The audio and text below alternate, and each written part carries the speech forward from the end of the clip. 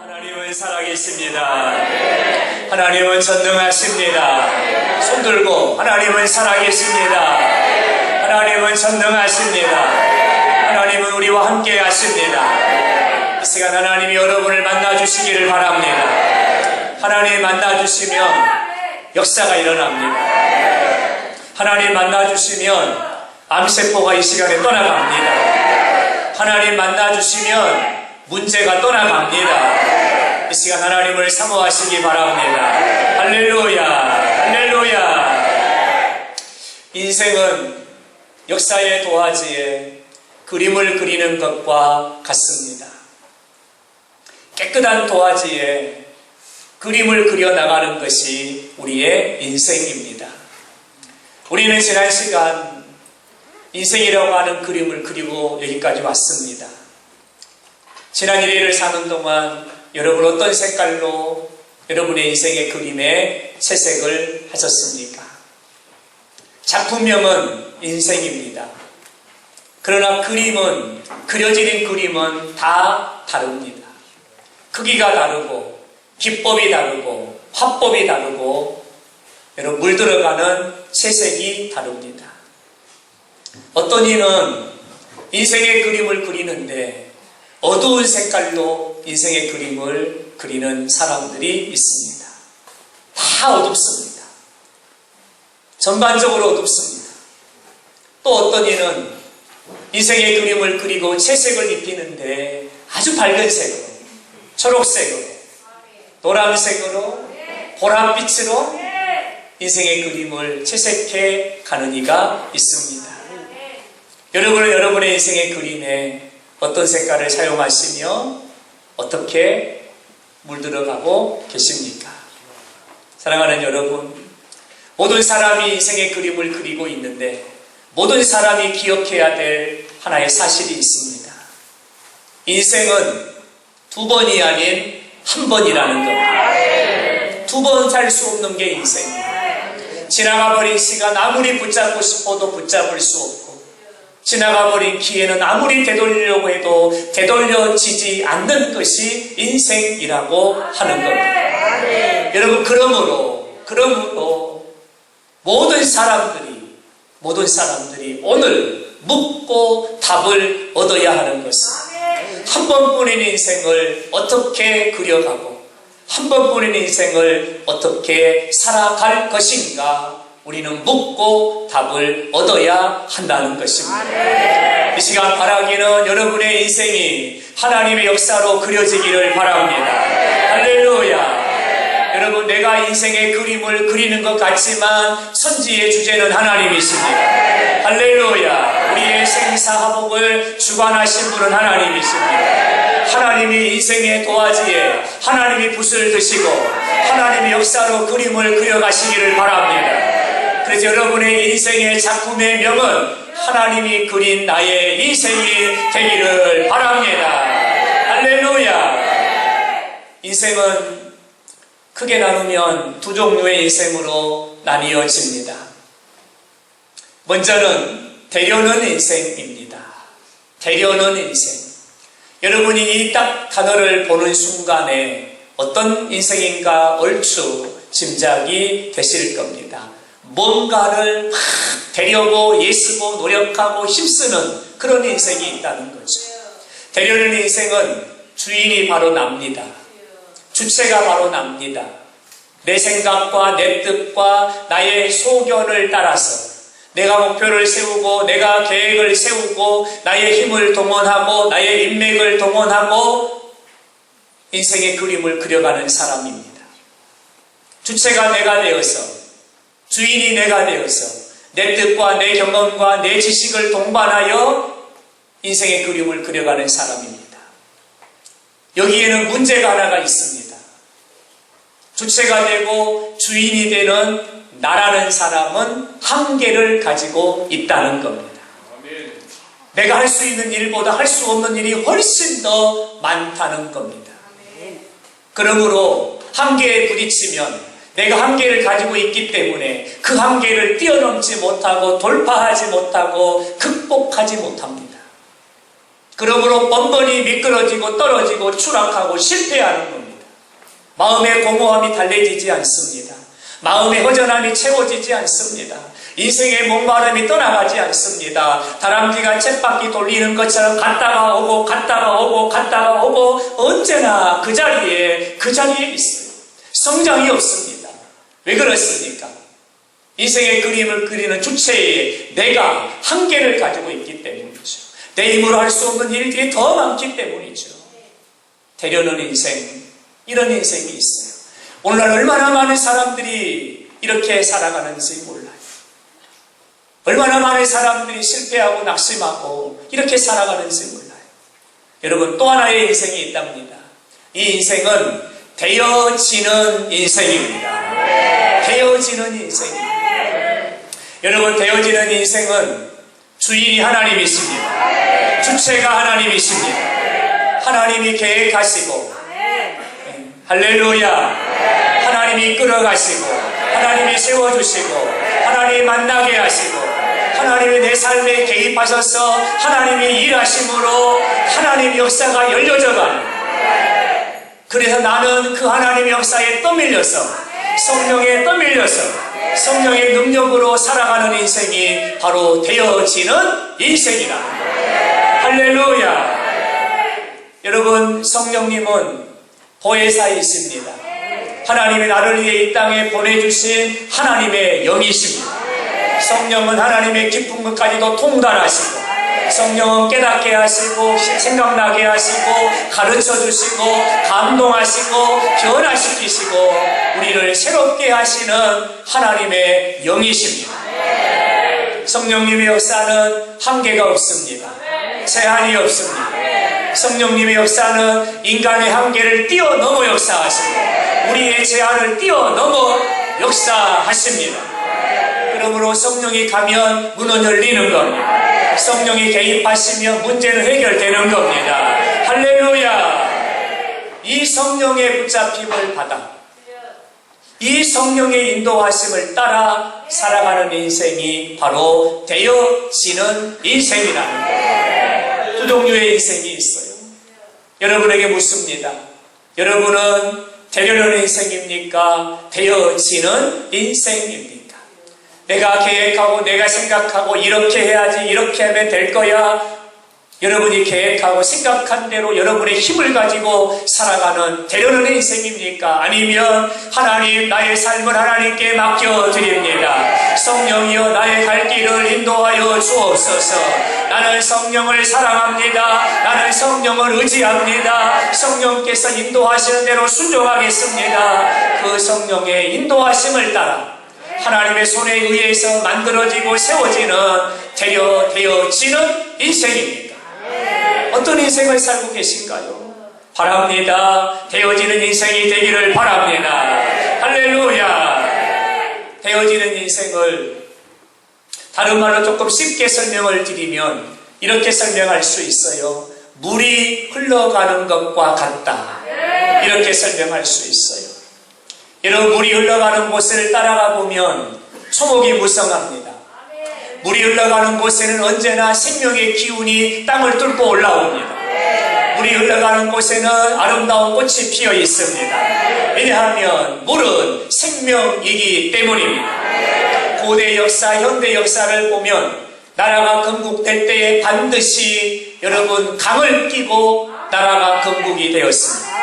세계 유명한 도시들은 다 하나같이 강을 끼고 있습니다.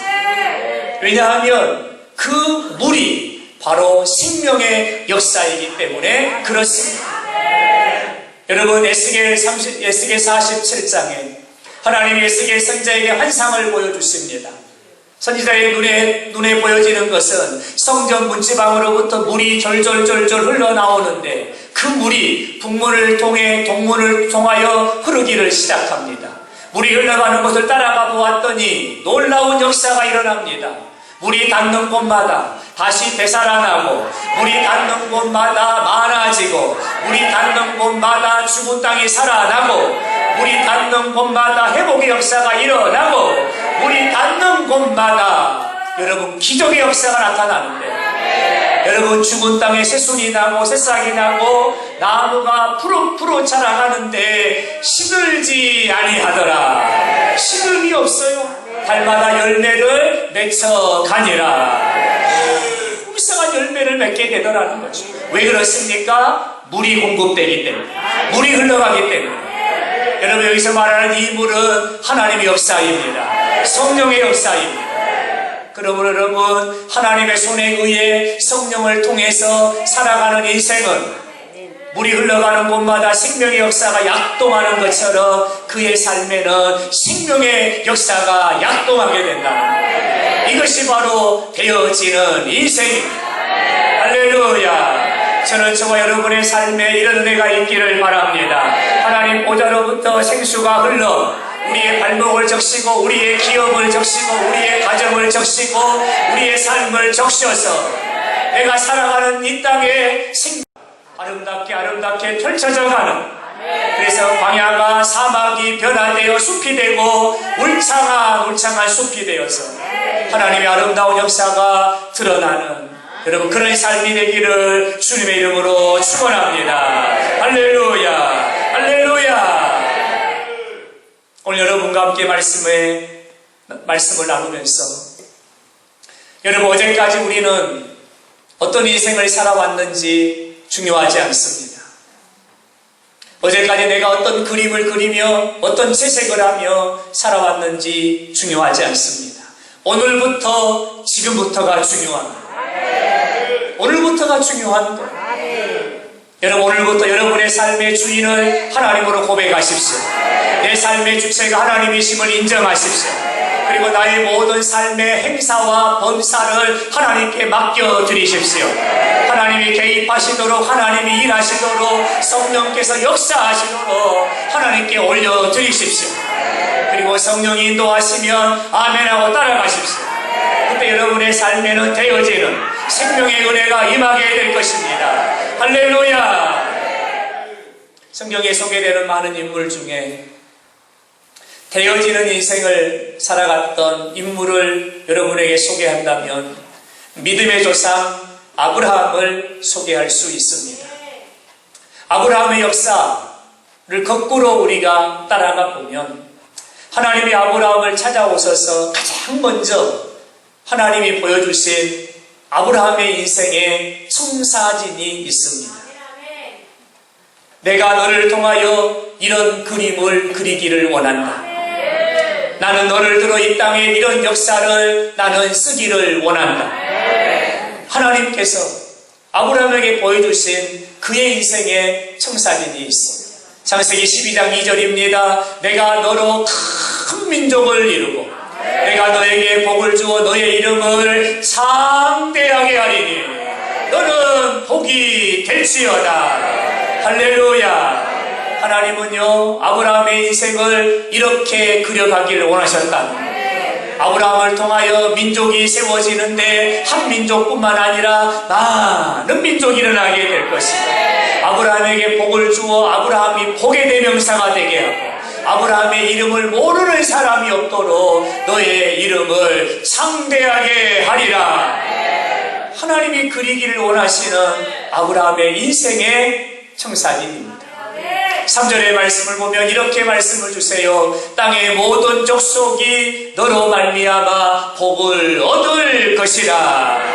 여러분, 아브라함에게만 복이 미치는 것이 아니라 그 복이 아브라함을 통해 흘러 민족과 열방과 사람들에게 그 복이 흘러가서 그 아브라함의 복이 이방인들에게도 미치게 된다는 것.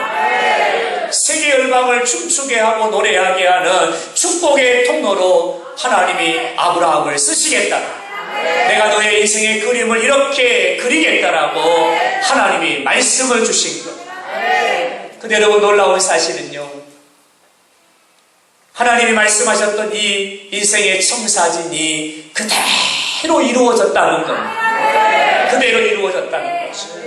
하나님이 아브라함을 열국의 아비가 되게 하셨습니다. 아브라함에게 약속의 기업을 주셨습니다. 이삭을 통하여 민족이 세워지는데 한 민족이 아닙니다. 여러 민족이 세워지게 되었습니다. 아브라함의 이름을 창대하게 하사 오늘 또 이방인들에게 하나님의 복이 흘러가고 있습니다. 할렐루야. 여러분, 아브라함의 인생은 아브라함이 계획하고 목표를 세우고 길을 가고 어떤 것을 동원해서 그가 이루어간 인생이 아니라 하나님이 복을 주시고 창대하게 하시고 열어주시고 세워주시고 하나님이 그에게 하나님이 원하셨던 하나님의 역사를 하나님이 이루신 역사랍니다. 여러분, 아브라함의 인생은 하나님의 손에 의해 되어진 인생입니다. 되어진 인생입니다. 아브라함은요, 뭔가를 하려고 하지 않았어요. 아브라함은 하나님께 자신의 삶의 주권을 하나님께 맡겨버립니다. 그리고 하나님이 일하시도록 자신의 삶의 보좌를 하나님께 내어드립니다. 그리고 하나님이 가라 하면 아멘 하고 순종합니다. 하나님 멈추라 하면 아멘 하고 멈춥니다. 하나님 머물라 하면 아멘 하고 머뭅니다. 하나님 바치라 하면 아멘 하고 바칩니다. 아브라함은 이것만 했어요.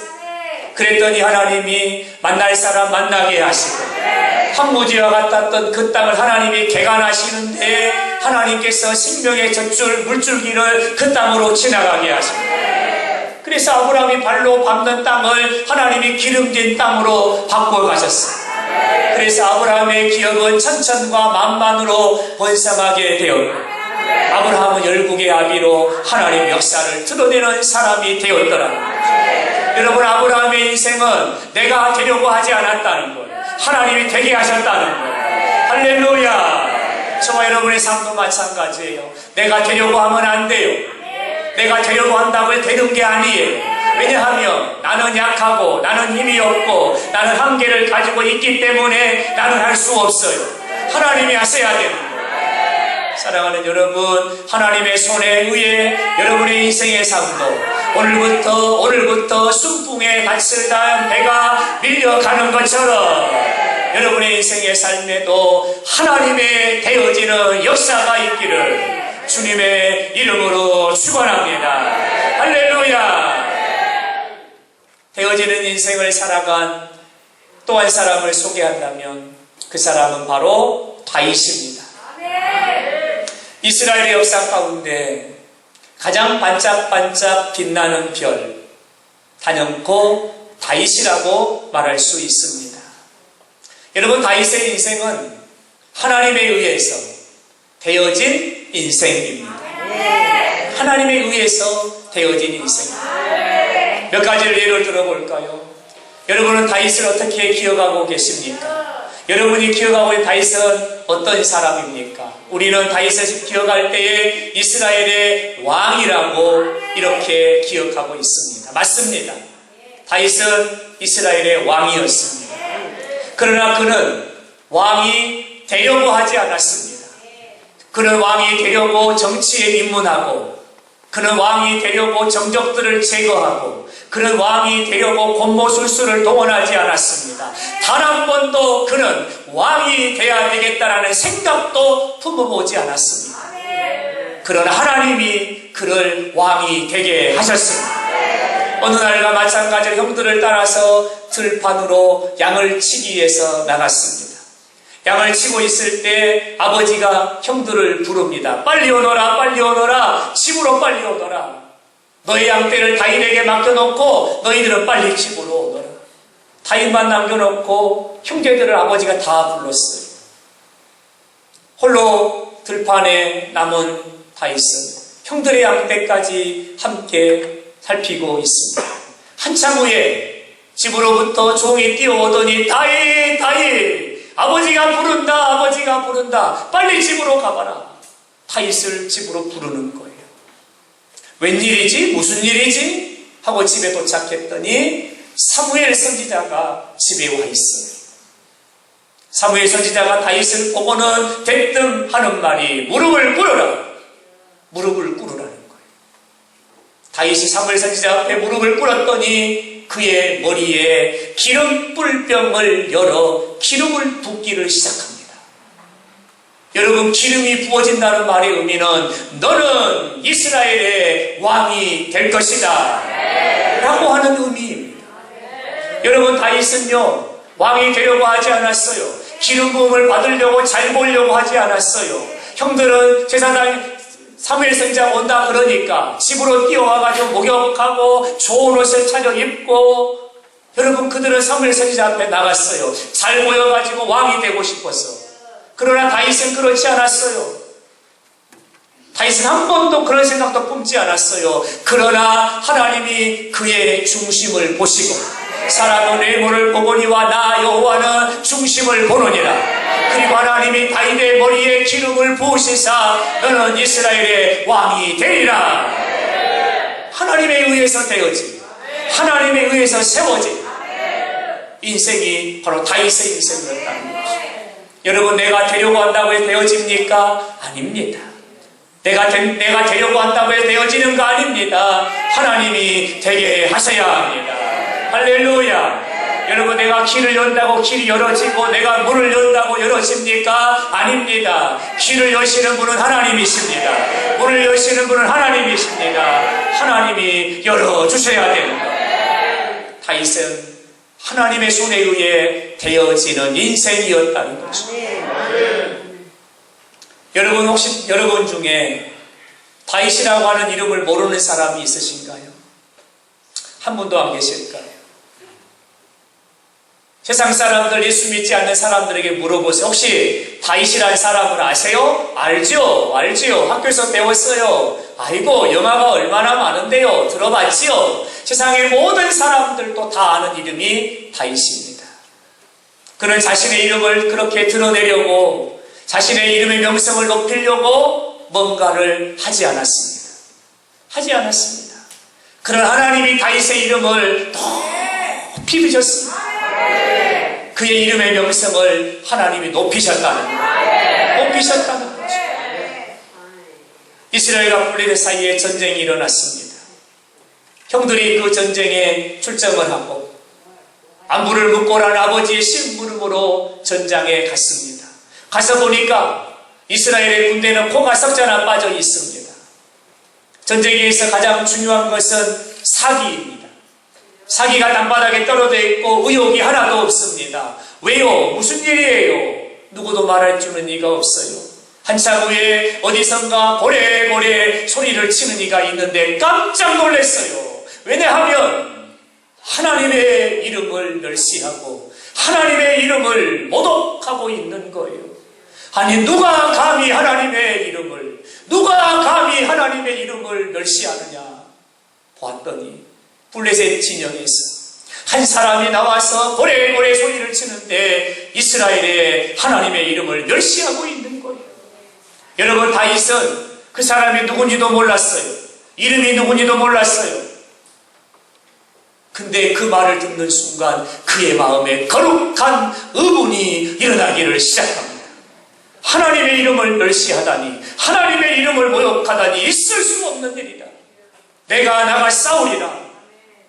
작은 소년이 전쟁의 경험이라고는 한 번도 없는, 창을 들어본 적도 없고 칼 들어본 적이 없는, 단 한 번도 그런 경험이 없는 소년 다윗이 골리앗과 싸우겠다는 거죠. 모든 사람이 다 말렸습니다. 안 된다, 할 수 없다, 너는 상대가 되지 않는다. 그러나 다윗은 아닙니다, 내가 나가 싸우겠습니다. 어찌 하나님의 이름을 멸시하는 자를 그냥 둘 수 있습니까? 내가 나갑니다. 그리고는 그는 골리앗과 싸우기 위해서 나갑니다. 여러분, 다윗이 골리앗과 싸우는 이유가 뭡니까? 사울왕의 눈에 들어가지고 출세하려고 합니까? 아닙니다. 이 전쟁에서 내가 싸워서 이기면 내가 군대 장관이 되고 나는 떵떵거리고 살고 부족함이 없이 살고 국가 요직에 내가 들어가게 될 것이다. 아닙니다. 내가 이 전쟁에 승리하면 나는 부귀영화를 누리게 될 것이다. 아닙니다. 그가 골리앗과 싸우는 이유는 딱 한 가지입니다. 하나님의 영광을 위해서입니다. 너는 칼과 창과 단창으로 내게 오거니와 나는 만군의 여호와의 이름으로 내게 가노라. 하나님의 이름으로 나갑니다. 네가 멸시하는 하나님이 어떤 분인가를 너는 보게 될 것이다. 너의 입으로 멸시했던 하나님이 얼마나 크신 분인가를 너는 보게 될 것이다. 여호와께서 너를 내 손에 붙이셨으니 너는 하나님의 이름의 권세가 어떤 것인가를 보게 될 것이다. 그리고 하나님의 이름을 걸고 나갑니다. 하나님이요 다윗과 함께 하셨어요.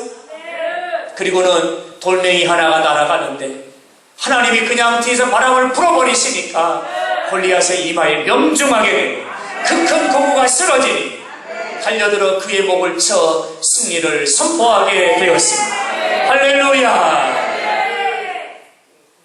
전쟁의 승리의 소식이 예루살렘에 전해지고 사람들의 입으로 다윗이라는 이름이 전해지기를 시작합니다. 사람들은 다윗이라는 사람의 얼굴도 몰라요. 아무것도 몰라요. 그러나 소식을 듣기를 다윗이 골리앗과 싸워 이겼다. 다윗이 골리앗과 싸워 이겼다는 거예요. 누군지도 몰라요. 어떻게 생긴지도 몰라요. 그러나 사람들의 입으로 다윗의 이름이 연호됩니다. 사울은 천천히요 다윗은 만만히로다. 하나님이 그의 이름을 이스라엘 역사 가운데 하나님이 선포되게 하신 거예요. 선포되게 하신 거예요. 다윗은요 자신의 이름을 알리려고 명함을 파가지고 돌리지도 않았어요. 신문 광고도 하지 않았어요. 내가 다윗입니다. 내가 이런 사람입니다. 나는 이런 사람이요. 대문짝하게 광고도 낸 적이 없어요. 그러나 하나님께서 다윗을 역사 가운데 그의 이름을 하나님이 높이셨다는 거예요. 할렐루야. 여러분 다윗은요 하나님에 의해서 되어진 그의 이름과 그의 명성이 하나님의 손으로 받들어 올려 하나님의 역사 가운데 그의 이름을 세우셨다는 거죠. 다윗은 하나님에 의해서 되어진 그런 인생이었다는 거죠. 사랑하는 여러분, 권력을 잡기 위해서 다윗은 인간의 방법을 사용하지 않았습니다. 여러분, 권력이라고 하는 것이 참 매력적인 겁니다.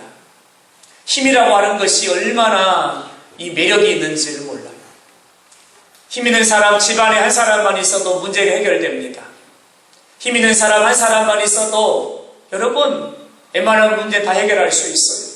그래서 사람들이 어떻게든지 권력에 줄을 들려고 하고 권력을 잡으려고 하고 어떻게든지 이 사람을 끌어내리고 이 사람을 짓밟고라도 그 권력의 자리에 올라서려고 여러분 온통 권모술수를 다 행하고 있습니다. 어제까지 한편이었는데 오늘은 그 사람을 감옥으로 보내는 비정한 것이 권력의 세계입니다. 사람들이 권력을 잡기 위해서 어떤 것도 양심도 저버리며 권력을 잡기 혈안이 되어져 있지요. 여러분, 그러나 다윗은 단 한 번도 권력을 취하기 위해 그 권력을 인간의 방법을 동원하지 않았다는 거예요. 그런 하나님께서 다윗의 손에 천하를 호령하는 권세를 주셨습니다. 할렐루야, 할렐루야. 하나님이 다윗의 머리에 천하의 삼천하를 다스리는 왕의 왕관을 씌워 주셨습니다. 하나님이 주신 거예요. 하나님이 주신 거예요. 다윗의 이름이 연호되자 사울왕이 시기합니다. 이렇게 두다가는 나의 자리까지도 위협을 받겠다. 그리고는 다윗을 죽이려고 합니다. 다윗이 수금을 타고 노래하고 있을 때 몰래 와가지고 창을 던져가지고 다윗을 죽이려고 합니다. 하나님이 그때마다 피할 길을 열어주셨습니다. 집에 머물고 있으면 복병을 보내고 용병을 보내고 자객을 보내가지고 다윗을 죽이려고 수차례 반복했습니다. 그때마다 하나님이 피할 길을 열어주셔서 다윗을 하나님이 안전케 하셨습니다. 다윗은 사울을 피해서 도망자의 삶을 살아갑니다. 빈들로, 동굴로, 광야로, 숲을 사이에 몸을 숨기면서 사울의 군대를 피하여서 도망칩니다. 그 시간이 1년이 아닙니다. 2년이 아닙니다. 10년이 넘는 세월 동안 매일 아침 눈을 뜨면 도망치고 추격 끼우고 도망치고 10년이 넘는 세월을 신발 한번 풀어보지 못하고 잠자리 한번 편안하게 누워보지 못한 채 수풀에 기대어 나무 틈 사이에 동굴에서 쪽잠을 가며 도망자의 삶을 살아야만 했습니다. 그 시간을 보내면서 다윗에게도 기회가 찾아왔습니다. 사울을 죽일 수 있는 기회가 여러 차례 찾아온 거죠. 지금 사울이 내 눈앞에서 엎드려서 잠을 자고 있는 겁니다. 칼을 빼어서 그 자리에서 사울의 목을 쳐버리면 모든 권력이 자신의 손으로 그냥 들어오는 거예요. 그냥 들어오는 거예요. 사울을 죽이기만 하면 이제 내가 이 나라의 왕이 되는 거예요. 그런 기회가 찾아왔어요. 그러나 여러분, 다윗은 자신의 방법, 사람의 방법을 동원해서 힘을 얻고 권력을 얻으려고 하지 않았다는 거죠. 하지 않았다는 거죠. 그는 이렇게 고백합니다.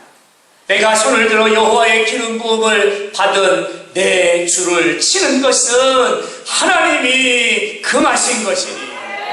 여러분, 사울은 개인적으로는 악연입니다. 악연이죠. 자신을 죽이려고 하는 대적자입니다. 지금도 쫓겨서 도망치고 있잖아요. 그래서 죽여도 아무런 손가락질한 사람이 없어요. 그러나 하나님이 그를 기름 부어 세우셨으니 그를 대적하는 것은 하나님을 대적하는 것이니 내가 어찌 하나님이 세운 자를 대적할 수 있으리요. 그는 그런 인생의 공고함 중에도 하나님의 주권을 인정하는 믿음의 사람이었다. 사람의 방법, 공보술수를 사용하지 않습니다. 하나님이 그를 높이십니다. 얼마 후에 하나님이 사울을 패하십니다. 그리고 이스라엘의 모든 백성의 장로들과 이스라엘의 모든 사람들이 다윗의 이름을 연호하기를 시작합니다. 다윗이 이스라엘의 왕이 되어야 합니다. 다윗이 이스라엘의 왕이 되어야 합니다. 모든 백성들이 다윗을 왕으로 추대합니다. 그는 자신의 힘으로 권모술수로 인간의 방법으로 힘을 얻어 권력을 잡아 왕이 되려고 하지 않았어요. 하나님의 주권을 인정하고 하나님의 그 주권 앞에 순종했더니 하나님께서 사람들의 입을 통해 하나님이 그를 높여 이스라엘의 왕으로 세워주시더라는 거죠. 여러분, 다윗의 삶은 하나님의 손에 의해 세워지고 만들어지고 높여지는 하나님의 손에 의해서 되어지는 인생이었다는 거예요. 할렐루야, 할렐루야. 사랑하는 여러분, 저와 여러분에게도 이런 은혜가 있기를 바랍니다. 이런 은혜가 있기를 바랍니다. 할렐루야. 되어지는 인생입니다. 사랑하는 여러분, 왜 하나님은 다윗의 인생을 이렇게 되어지게 하셨을까? 하나님의 손으로 왜 하나님이 붙드셔서 그의 인생의 삶을 이렇게 기름지게 하셨을까? 많은 이유가 있습니다. 그 중에 한 가지만 말씀을 나누려고 합니다. 하나님이 다윗의 인생에 되어지는 은혜를 주신 것은 그가 여호와께 묻자와 가로되. 여러분, 다윗의 삶에는 어느 누구에게서도 찾아볼 수 없는 독특한 특징이 있었어요. 어느 누구에게서도 만나볼 수 없는 삶의 원칙이, 분명한 원칙이, 확실한 원칙이 있었어요. 그 원칙이 바로 여호와께 묻자와 이르되, 바로 이것입니다. 묻다라는 말은 기도하다, 간구하다, 부르짖다라는 말. 하나님께 기도하여 이르되 라고 하는 말. 여러분, 다윗은요, 모든 매사를, 모든 일을, 범사를, 행사를 하나님께 물었습니다. 하나님께 물었습니다. 작은 일, 큰 일 할 것 없이 모든 상황, 모든 환경을 하나님께 물었습니다. 이게 다윗입니다. 이 사람이 다윗입니다. 하나님이 그를 주목하신 거예요. 왜요? 다윗은요, 아침에 눈을 뜨면 하나님께 물어요. 하나님, 오늘 어떻게 살아갈까요? 하나님께 물어요. 갈림길이 나오면 하나님, 내가 어느 길로 가야 될까요? 하나님께 물어요. 내가 잘하는 길로 가지 않아요. 하나님께 물어보는 거예요. 어느 길로 가야 될까요? 하나님 어떤 걸 선택해야 될까요? 내가 원하는 걸 선택하는 것이 아니라 하나님 어떤 걸 선택해야 될까요? 선택의 축복을 하나님께 맡기고 하나님께 묻는다. 하나님이 기쁘신 거예요. 그래 고맙구나 나에게 물어줘서. 나는 이것이 좋구나. 이 길이 좋겠구나. 하나님이 기뻐하신 거예요. 하나님께 물으니까 하나님이 그가 갈 길을 열어주시고, 하나님께 물으니까 하나님이 그에게 필요한 것을 붙여주시고, 하나님께 물으니까 순간순간마다 하나님이 감당할 만한 힘과 능력을 주시더라는 거죠. 하나님께 물으니까. 이것이 바로 믿음의 사람 다윗입니다. 사무엘상 23장의 말씀을 보면 이렇게 고백하고 있어요. 이에 다윗이 여호와께 묻자와 이르되, 하나님께 물어보고 있다는 거예요. 뭘 물어봅니까? 내가 가서 이 블레셋 사람을 치리까? 여러분, 이게 무슨 말씀이냐면, 블레셋이라는 나라가 군대를 일으켰어요. 국경을 넘어가지고 예루살렘을 침공한 거예요. 여러분, 다윗은 이스라엘의 왕이에요. 왕의 책무가 뭡니까? 국가의 안보를 지키고 국민의 안녕을 도모하고 국민의 생명을 지키는 것이 왕의 제1의 책무입니다. 그러므로 적이 침입해 왔으면 두말할 필요가 없지요. 군대를 일으키고 군사를 일으켜서 나아가 맞서 싸워서 그들을 물리쳐야 되는 것이 왕의 직무요, 왕이 해야 될 일입니다. 해야 될 일이에요. 당연한 일이죠. 물어보라면 하지요. 당연한 일이에요. 근데 다윗에게는 당연한 것보다 더 중요한 게 있었어요. 당연한 것보다 더 중요한 게 있었어요. 그것이 하나님의 뜻입니다. 하나님의 뜻입니다.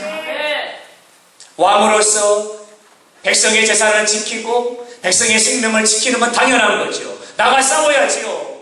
그러나 그것에 앞서 하나님께 물어요. 하나님, 블레셋이 군대를 이끌고 국경을 넘었습니다. 내가 가서 그들과 싸울까요? 하나님께 묻고 있는 거예요. 물어보는 거예요. 왜냐하면 이 나라의 주인이 누구십니까? 하나님이십니다. 이 나라의 왕이 누구십니까? 하나님이십니다. 하나님이 이 나라의 왕인 거예요. 그래서 하나님께 묻는 거죠. 그때 하나님이 말씀합니다. 올라가라, 내가 너와 함께 하리라. 하나님의 말씀을 받고 그런 하나님의 이름으로 나갑니다. 그때 블레셋 진영에 요동이 일어나고 그들이 대패하고 물러가게 되었습니다. 하나님의 이름으로 나가는 거죠. 여러분, 물었다는, 하나님께 물었다는 거예요. 도망친 자들이 전열을 정비하고 다시 군대를 일으켜서 이스라엘 공격해 옵니다. 여러분, 아까 물어봤잖아요. 하나님 앞에. 하나님 올라갈까요? 올라가거라. 하나님께 물었잖아요. 그러니까 이번에는 물을 필요가 없지요. 아까 물어봤으니까 그냥 나가면 되겠지요. 그러나 다윗은 그렇게 하지 않았어요. 내가 어저께 기도했으니까 오늘은 안 해도 되겠지가 아니에요. 다윗은 또 하나님께 물어봐요. 다시 묻자오되, 다시 묻자오되, 여호와여 대답하소서. 여호와여 말씀하소서. 내가 다시 묻습니다. 하나님, 내가 일어나 내려갈까요? 하나님께 다시 묻고 있는 거예요. 아니, 뭐더라 물어봐요. 지금 그냥 나가야지. 다급한데, 급한데 얼른 가야지. 뭘 물어보고 있는 거예요. 그러나 다윗은 절대로 하나님보다 먼저 가지 않았어요. 하나님보다 앞서지 않았어요. 아무리 다급하고 아무리 시급한 문제라 할지라도 하나님께 물었다. 여호와여 일어날까요? 여호와여 내려갈까요? 여호와여 싸울까요? 여호와여 내가 나아갈까요? 하나님께 나아가야 될 것과 내려가야 될 것과 올라가야 될 것을 하나님께 묻고 물었다는 거예요. 그때 하나님의 손이 그와 함께 하십니다. 하나님의 손에 의해서 다윗의 삶은 가는 곳마다 다윗의 깃발만 펄럭이는 것만 보아도 적군들이 성문을 열어놓고 도망을 치는, 여러분, 이런 승리를 경험하게 하셨습니다. 하나님이 왜 다윗을 되어지게 하셨을까? 하나님께 물었다는 거죠. 사랑하는 여러분, 우리는 수많은 선택의 순간을 맞이하고 결정의 순간을 맞이합니다. 선택의 순간, 결정의 순간에 여러분 어떻게 선택하고 여러분 어떤 것을 선택의 기준으로 삼고 계십니까? 대부분의 사람들은 내 생각, 내 경험, 내가 알고 있는 것, 당연한 것 선택합니다. 대부분의 사람들이 그래요.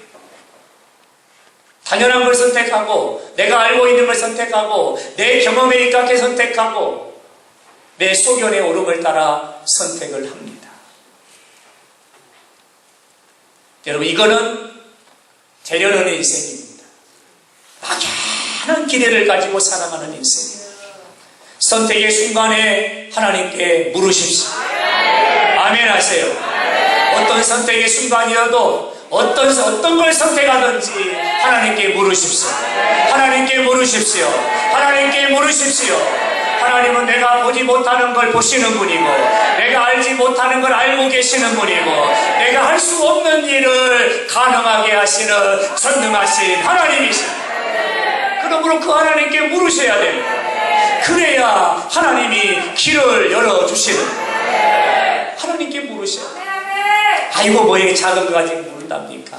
아이고 이런 건 내가 알아서 해야죠. 뭐 이런 것까지 하나님께 물어본답니까? 아니요. 하나님께 물으셔야 돼요. 그래야 실수하지 않아요. 그래야 불순종하지 않아요. 물어보셔야 돼요. 할렐루야. 여러분 꼭 기억하세요. 아침에 출근하기 전에 하나님 오늘은 어떤 옷을 입을까요? 하나님께 물으셔야 돼요. 물으셔야 돼요. 난 내일 아침 이거 입고 가야지. 먼저 딱 코딩해 놓지 말고 하나님께 물으시라고. 하나님께 딱 물으면 하나님이 다 생각나게 하시고 창문을 한번 열어봐라. 바람이 살랑살랑 분다. 오늘은 따뜻하게 입거라. 그런 마음의 감동을 딱 주세요. 물으셔야 된다. 목사님 뭐 옷 입는 것까지 물어본다요. 물으셔야 되는 거예요. 반팔 입고 갔다 얼어 죽어요. 얼마나 날씨가 추운데요. 하나님께 물으셔야 돼. 작은 거 하나까지라도 놓치지 말고 작은 거 작다 하여 놓치지 말고 하나님께 묻는 훈련이 있어야 되는 거예요. 하나님 올라갈까요? 내려갈까요? 하나님 좌회전할까요? 우회전할까요? 내가 이 길은 잘 알아라? 나는 눈 감고도 가요. 그러지 말고 물으시라는 거예요. 여러분 그 길 따라가면 사고 날 수 있어요. 물어야 하나님 피할 길을 열어주시는 거예요. 할렐루야. 물으셔야 되는 거예요. 묻지 않음으로 나타난 결과를 하나만 소개할까요? 여호수아 6장에 하나님이 모세가 죽고 새로운 지도자로 여호수아를 세우셨어요. 여호수아에게 주신 사명은 요단강을 건너 가나안 땅에 들어가 그 땅을 정복하라. 이게 여호수아에게 주신 사명이에요. 근데 여러분 문제가 생겼어요.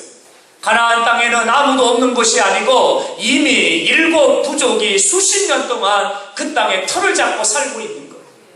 그들과 싸워야 돼요. 전쟁을 해야 돼요. 그들을 몰아내야 되는 거예요. 이스라엘 백성 요단강을 건넜다는 소식이 전해지고 가나안의 7 부족이 똘똘 하나로 뭉쳐가지고 동맹을 결의했습니다. 우리가 함께 힘을 모아 이스라엘 백성과 맞서 싸우자. 그래야 우리가 이길 수 있다. 7 부족이 힘을 모아서 크게 군대를 준비하고 있는 거예요. 여러분 그런데요. 그 7 부족 중에 기브온 족속이 있는데 이 기브온 족속이 주판을 딱 튕겨보니까 이거는 살 길이 아닌 것 같아요. 내가 지금까지 들어본 바에 의하면 이스라엘의 하나님 여호와는 홍해를 가르시고 바로를 굴러오게 하시고 바로의 군대를 홍해바다에 수장시키시는 그런 하나님이고 이스라엘의 하나님은 아침마다 하늘의 문을 열어 만나를 내려 이스라엘 백성들을 광야 40년 동안을 먹게 하신 하나님이고 물이 없는 광야를 지나오는 동안 그들이 쓰러지지 않는 것은 반석을 열어 하나님의 생수를 내어 마시게 하신 하나님이시고 들어본 소문, 들려오는 소문을 종합해보면 7부족이 똘똘 뭉쳐 하나가 된다고 해서 이스라엘의 하나님과 맞서 싸워 이길 수가 없다는 계산을 한 거예요. 그래서 기브온 족속이 살 길을 찾아 나섰지요. 이스라엘 백성들과 화친을 맺자. 이것만이 살 길이다. 그리고는 그들이 사신단을 보내지요. 사신단을 보내는데 우리가 기브온 족속이요 라고 하면 그들은 바로 죽는 거죠.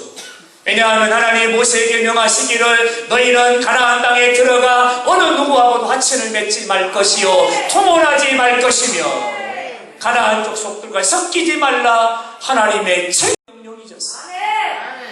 그러므로 가나안 족속임이 밝혀지면 바로 죽는 거죠. 그래서 이 사람들이 전장을 합니다. 한 곳에서 온 것처럼 가죽 부대가 다 터져 있고 그들이 가지고 온 떡에는 곰팡이가 덕지덕지 피어져 있고 그들의 옷에는 먼지가 수북하니 얹어 있고 그들의 신발은 구멍이 뻥뻥 뚫려져 있는 다 헤어 낡아 빠진 신발을 신고 있고 누가 보더라도 먼 데서 물어 이스라엘 백성을 찾아온 것처럼 완벽하게 꾸민 거예요. 그리고는 찾아와서 이렇게 말하면 우리가 당신과 화친을 맺어 우리가 당신들의 종이 되기를 원합니다. 종이 되겠다는 거예요. 형제가 되겠다는 것도 아니고 우리가 장작을 피고 장작을 펴고 물을 길러오고 당신들의 종이 되겠다는 거예요. 여호수아가 이렇게 보니까 진짜 같아요. 진짜 같아요. 옷은 헤어졌지요. 가죽 부대는 터져 있지요. 떡에는 곰팡이가 덕지덕지 피어 있지요. 신발은 낡아 빠져 있고 헤어져 있지요. 진짜 같아요. 그래서 여호수아가 그들과 화친 조약을 맺습니다. 하나님의 이름으로 화친 조약을 맺습니다. 지금부터 이 시간부터 너희와 우리는 한 형제가 되었다. 하나님의 이름으로 맹세를 해버립니다. 3일이 지났습니다. 그들이 기브온 족속인 것이 발각이 됐습니다. 그러나 이미 하나님의 이름으로 화친을 맺어버렸기 때문에 그 화친을 되돌릴 수가 없습니다. 여호수아는 하나님의 명령 앞에 완전히 불순종하고 만 거예요. 하나님은 어느 누구하고도 섞이지 말고 그들과 화친을 맺지 말 것이며 그들과 통혼하지 말라고 하나님은 엄히 말씀하셨는데 여호수아는 하나님의 이름으로 그들과 화친을 맺어버린 거예요. 여호수아는 불순종하게 된 거예요. 왜 여호수아가 불순종을 했을까? 성경은 이렇게 말합니다. 여호와께 묻지 아니하고 하나님께 묻지 않았다는 거예요. 화친을 맺기 전에 하나님께 물었어야죠.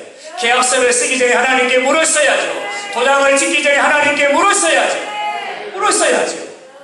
아무리 행색이 그렇고 아무리 가죽 부대가 터져 있고 아무리 떡에 곰팡이가 덕지덕지 피어 있고 신발이 낡아 헤어져 있어도 하나님께 물었어야죠. 하나님, 이 화친을 해야 됩니까? 말아야 됩니까? 물었어야죠.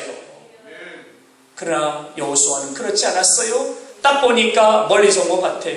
얘기를 들어보니까 멀리서 온 것 같아요. 그들이 가지고 온 것을 보니까 진짜 멀리서 온 것 같아요.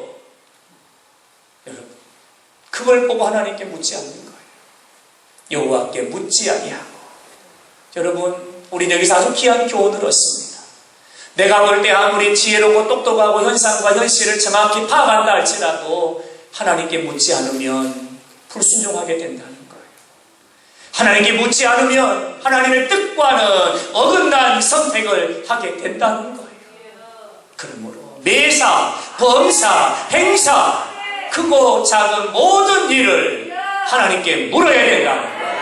아멘 하세요. 아멘 하세요. 하나님께 물어야 된다. 묻는다는 것은 기도한다는 의미가 아닙니다. 하나님을 나의 삶의 주인으로 인정한다는 거예요. 나의 주권이 하나님께 있다는 걸 인정한다는 거예요. 하나님이 나의 삶의 머리가 되심을 인정한다는 거예요. 그때 하나님은 하나님의 손으로 그들의 삶을 책임지십니다. 이것이 바로 되어지는 인생. 사랑하는 여러분, 말씀의 결론을 맺지요. 지금까지 우리는 어떤 인생의 그림을 그리며 살았고 어떤 색깔로 여러분의 인생을 채색하고 계십니까? 번번이 실패하고 한계 앞에 미끄러지고 낙심하고 언제나 그 자리 다람쥐 쳇바퀴 돌리는 것처럼 그곳을 벗어나지 못하고 그 자리에 계속해서 그렇게 있지는 않습니까? 그렇다면 혹시 내 인생이 되려는 인생은 아닌지, 내가 주인, 내가 주체, 내 생각, 내 경험, 나의 소견을 따라 내가 세우고 내가 계획하고 내가 목표한 대로 살아가려고 애쓰고 있지는 않았는지를 돌아보십시오. 그리고 오늘 이 시간 이런 결단이 있기를 원합니다. 하나님이 나의 삶의 주인이시요 내 삶의 주체가 하나님이시며 나의 머리는 하나님이십니다. 나는 하나님께 이제부터 맡겨드리오니 여호와의 손으로 나의 인생의 그림을 그려주시되 하나님의 역사를 새겨주시기를 원합니다. 하나님께 온전히 맡겨드리고 하나님 여러분의 삶에 일하시도록 그리함으로 하나님의 손에 의해서 되어짐 그런 인생의 걸음을 걸어가는 저와 여러분 될 수 있기를 주님의 이름으로 축원합니다. 할렐루야. 혹여라도 여러분 중에 목사님 내가 나이가 이렇게 많아가지고 뭔 지금 그림을 새롭게 그린다요, 그냥 이렇게 살라요 하시는 분이 혹이라도 계십니까? 해야 되는 이유를 말씀을 드릴까요? 여러분이 그런 믿음의 밑그림을 그려놓으셔야만 여러분의 자녀들이 그 위에다가 아름다운 하나님의 역사로 색깔을 칠한다. 그러므로 연로하신 성도님들도 오늘 결단하고 내 삶의 주인은 하나님이십니다. 나의 주체는 하나님이십니다. 이제부터 나는 하나님의 인도하심을 따라 살아가기를 원합니다. 결단하세요. 그리고 매사를 하나님께 묻고 하나님 올라갈까요? 내려갈까요? 나갈까요? 앉을까요? 일어설까요? 하나님께 다 물으십시오. 그것이 성령과 교제하며 사는 것. 교회만 와서 하나님의 이름을 부르는 게 아니고 집에 있을 때도 하나님을 부르는 거예요. 사랑하는 여러분, 바랍니다. 되려는 인생 살지 말고 하나님의 손에 이끌려 되어지는 인생, 바람이 불어오니 밀려가고 성령께 나를 이끌어 가시니 이끌림을 되는 대로 나아가고 성령께서 하나님의 권능으로 나의 삶을 세워가시는 여러분 되어지는 인생 되기를 주님의 이름으로 축원합니다. 축원합니다. 축원합니다.